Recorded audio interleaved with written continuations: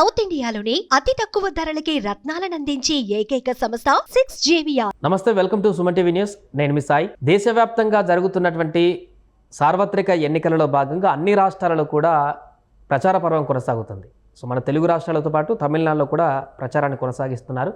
ఈ నేపథ్యంలో నారా లోకేష్ ఆంధ్రప్రదేశ్లో క్యాంపెయినింగ్ చేస్తూనే పక్క రాష్ట్రాలలో కూడా తన కీలకమైనటువంటి ప్రచార పర్వాన్ని కొనసాగిస్తున్నారు. తాజాగా తమిళనాడులో అన్నమలైకి మద్దతుగా అక్కడ ప్రచారంలో పాల్గొని నారా లోకేష్ కీలకమైనటువంటి ప్రసంగాన్ని ఇవ్వడం జరిగింది.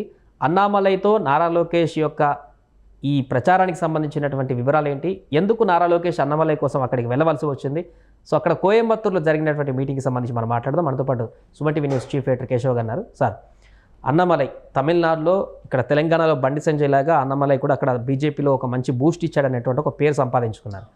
అతనికి మద్దతుగా నారా లోకేష్ వెళ్ళి ప్రచారం చేయడం, అక్కడ ప్రసంగించడం, నారా లోకేష్ యొక్క పాత్రని ఏ విధంగా చూడవచ్చు? అంటే ఎన్డీఏ కూటమిలో భాగంగా ప్రచారంలో ఇన్వాల్వ్ అయినట్టుగా పెట్టారు, అది అనౌన్స్ చేశారు. అన్నామలై ఒక IPS officer, Karnataka cadre IPS officer. అంటే ఒక అధికారిగా ప్రజల్ని దగ్గరగా చూసే అవకాశం ఉంది, కానీ ప్రజలకి సంబంధించినటువంటి పాలసీ మేకింగ్లో భాగం దొరకట్లేదు అనేటువంటి ఉద్దేశంతోనే ఆయన చాలా కెరియర్ ఉన్నా కానీ, దాదాపు 20 ఏళ్ళ కెరియర్ ఉన్నప్పటికీ కూడా రిజైన్ చేసి ఆయన రాజకీయ ప్రస్థానాన్ని ప్రారంభించారు 2019 తర్వాత, ఎలక్షన్స్ తర్వాత. 2019 ఎలక్షన్స్ టైం కూడా ఆయన కర్ణాటకలో ఐపీఎస్ ఆఫీసర్గానే పనిచేశారు. ఆ తర్వాత ఏంటంటే అక్కడ తమిళనాడులో ఉన్నటువంటి రాజకీయపరమైనటువంటి శూన్యత మొదటి నుంచి కూడా చూస్తే మనం గత ఒక 50 ఏళ్ళుగా డిఎంకే పార్టీ చేసినటువంటి పోరాటాలు, తర్వాత డిఎంకే కాంగ్రెస్ని కూలగొట్టి అధికారంలోకి వచ్చేటువంటి క్రమంలో జరిగినటువంటి పరిణామాలు, మళ్ళీ ఏఐడిఎంకే ఏర్పాటు. సో 2 ప్రాంతీయ పార్టీల చుట్టూనే తమిళనాడు రాజకీయం మొత్తం నడుస్తుంది. చివరికి ఆ పార్టీలకి తోక పార్టీలుగా జాతీయ పార్టీలు మారినటువంటి పరిస్థితి. ఇటు కాంగ్రెస్ ఉంటే అటు బీజేపీ ఉంటే ఇటు కాంగ్రెస్ అనేటువంటి ఈక్వేషన్స్ ఉండేవి ఇంతకాలం. అన్నామలై వచ్చినప్పుడు ఏంటంటే మీరు అన్నట్టుగా సుదీర్ఘమైనటువంటి ఒక పాదయాత్ర చేశాడు. నా మట్టి నా నేల అని చెప్పని, ఒక నా ప్రజలు నా మట్టి అని చెప్పని ఒక సందేశం ఇస్తూ ఆయన సుదీర్ఘమైన పాదయాత్ర చేయడం అనేది అది రాష్ట్రంలో సంచలనంగా మారింది. ప్లస్ ఇప్పటి వరకు ఉన్నటువంటి ద్రవిడ ఫిలాసఫీకి కొంత ఎక్స్టెన్షన్ తీసుకొచ్చాడు ఆయన. ఇప్పుడు ద్రవిడులు కూడా హిందుత్వలో భాగం చేయడం అనేది చాలా చాలా కష్టం. ఎందుకంటే తమిళనాడులో ఉన్నటువంటి భాష పట్ల ఉండేటువంటి అనురక్తి కానీ ఇవన్నీ చూస్తే ఏంటంటే వాళ్ళు హిందీని, ముఖ్యంగా నార్త్ ఇండియన్స్ని యాక్సెప్ట్ చేసేటువంటి వాతావరణం ఉండదు అనేటువంటి విమర్శ ఉండేది.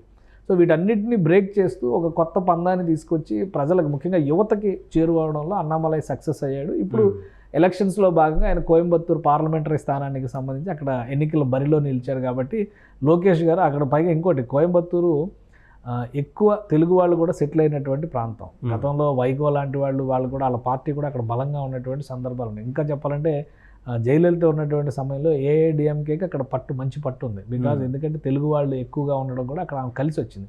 సో ఇప్పుడు జయలలిత లేకపోవడం, కరుణానిధి లేకపోవడం, సీనియర్ లీడర్స్ అనేవాళ్ళు అందరూ కూడా కనుమరుగు అయిపోవడం, ఒకప్పుడు మోపనార్ లాంటి వాళ్ళు వీళ్ళందరూ కూడా చక్రం తిప్పిన వాళ్ళు. ఇప్పుడు వైగో కూడా లేడు, ఆయన కుమారుడే ఇప్పుడు యాక్టివ్గా ఉన్నటువంటి పరిస్థితి.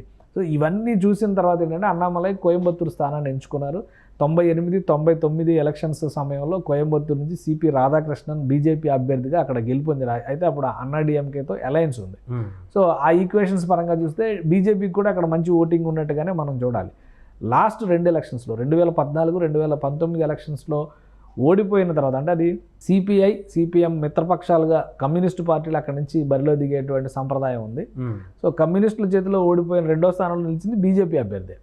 ఆ రకంగా చూస్తే కూడా బీజేపీకి బలం ఉంది అనేటువంటి సంకేతాలు అక్కడ చాలా స్పష్టంగా ఉన్నాయి. అందుకని ఆయన ఆ నియోజకవర్గాన్ని ఎంచుకున్నారు. ఆ నియోజకవర్గంలో తెలుగు వాళ్ళ శాతం ఎక్కువగా ఉండడం, ఎక్కువగా చేనేత రంగానికి సంబంధించిన వాళ్ళు కూడా, మంగళగిరిలో ఇప్పుడు లోకేష్ గారు కంటెస్ట్ చేస్తున్నారు. అక్కడ చేనేత ఇద్దరు కూడా కప్పుకున్నటువంటి శాలువాలు, ఆయనేమో మంగళగిరి చేనేత శాలువా అని కప్పితే ఈయన కోయంబత్తూరు సంప్రదాయ చేనేత వస్త్రాన్ని ఈయన కప్పారనమాట. సో ఇవన్నీ కూడా కలిసి వచ్చేటువంటి అంశాలు, పార్టీ పరంగా కూటమి పరంగా ఉన్నటువంటి ఈక్వేషన్స్ కలుపుకుని అక్కడ ఉన్నటువంటి వ్యాపార రంగంలో ఎక్కువ స్థిరపడిన వాళ్ళందరూ తెలుగు వాళ్ళు. వీళ్ళందరినీ ఆకట్టుకోవాలంటే కనుక ఒక మంచి సంప్రదాయం అయ్యేటువంటి అవకాశం ఉంటుందని లోకేష్ని ఆహ్వానించారు. ప్లస్ లోకేష్ కూడా దాన్ని పాజిటివ్గా తీసుకున్నారు. ఆయనతో కలిసి ప్రచార రథాన్ని షేర్ చేసుకున్నారు. ప్రధానంగా అక్కడ ఉన్నటువంటి ఇండస్ట్రియలిస్టులు అందరితో కూడా ఒక మీటింగ్ నిర్వహించారు. మీరందరూ అన్నామలైకి సపోర్ట్ చేయండి, కూటమి ప్రభుత్వం ఏర్పడాలి కేంద్రంలో, అలానే తమిళనాడులో కూడా కూటమి బలం పెరగాలి, ఆంధ్రప్రదేశ్లో కూటమి ప్రభుత్వం రావాలి అనేటువంటి ఒక మెసేజ్ ఇచ్చారు. సో అది ఏ విధంగా ఉంటుందో చూడాలి.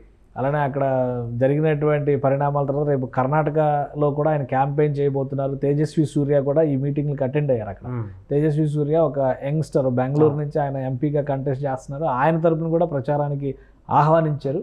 సో లోకేష్ ఆ ప్రచారానికి కూడా వెళ్ళేటువంటి అవకాశాలు ఉన్నాయి. ఎందుకంటే కూటమిలో భాగంగా ఇవి చేస్తున్నటువంటి కార్యక్రమాలు. ఇమీడియట్గా క్యాంపెయిన్ పూర్తి కాగానే మళ్ళీ ఆయన మంగళగిరికి వచ్చి తన ప్రచార కార్యక్రమాల్లో ఆయన నిమగ్నం అవుతున్నటువంటి పరిస్థితి ఉంది.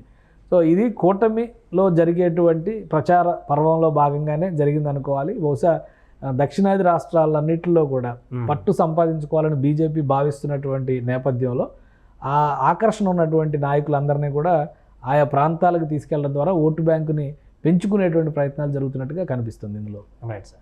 సో మొత్తానికి అదే అన్నామలైతో నారా లోకేష్ కలిసి ప్రచార పర్వంలో పాల్గొనడం పట్ల కొంత ఆసక్తికరంగా మారింది కోయంబత్తూరు రాజకీయంలో. అక్కడ ఉన్నటువంటి తెలుగువారు, అదేవిధంగా అక్కడ ఉన్నటువంటి పరిస్థితులకు అనుగుణంగా ఎన్డీఏ కూటమి అనేది ప్రచార పర్వంలో ఒక అడుగు ముందుకు వేసి కొనసాగుతున్నటువంటి పరిస్థితిని మనం గమనించవచ్చు.